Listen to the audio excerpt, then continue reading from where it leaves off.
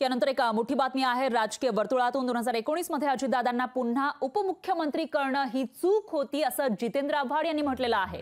अजितदादांबाबत जितेंद्र आव्हाड यांनी मोठं वक्तव्य केलं आहे। तर सत्तेत आल्यास अजित पवारांना पक्षात घेणार, राष्ट्रवादीच्या कार्यकर्त्यांमध्ये संभ्रम नाही असंही आव्हाड यांनी म्हटलेलं आहे। तर अजितदादा गट शरद पवार गट पुन्हा एकत्र नाहीच असं या ठिकाणी जितेंद्र आव्हाड यांनी सांगून टाकलेलं आहे। 2019 मध्ये अजित पवारांना पुन्हा उपमुख्यमंत्री करणं ही चूक होती असं वक्तव्य जितेंद्र आव्हाड यांनी केलं आहे। तर पहाटेच्या शपथविधीनंतर 2.5 दिवसाचं सरकार कोसळल्यानंतर जेव्हा मवियाचं सरकार राज्यामध्ये सत्तेत आलं होतं त्यावेळेला अजित पवार हे उपमुख्यमंत्री झाले होते आणि त्याच्यावरून आता जितेंद्र आव्हाड यांनी भाष्य केल्याचं पाहायला मिळते। आणि त्याचबरोबर पुन्हा अजित पवारांना शरद पवार गटासोबत घेणार नाही असंही त्यांनी सांगून टाकलंय।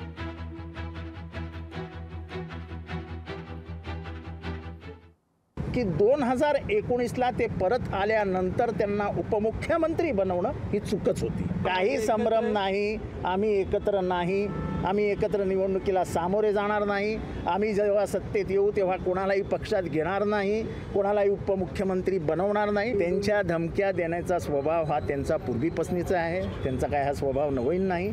आता ते जनतेला दिसू लागले की ते उघड धमक्या देतात। त्यांनी आजपर्यंत पक्षात तेच केलं आणि शरद पवारांची चांगली जवळची माणसं त्यांनी तोडून टाकली। ही दादागिरी का? ही त्यांची दादागिरी। लोकशाही मराठी ऐका, पहा, जागरूक रहा।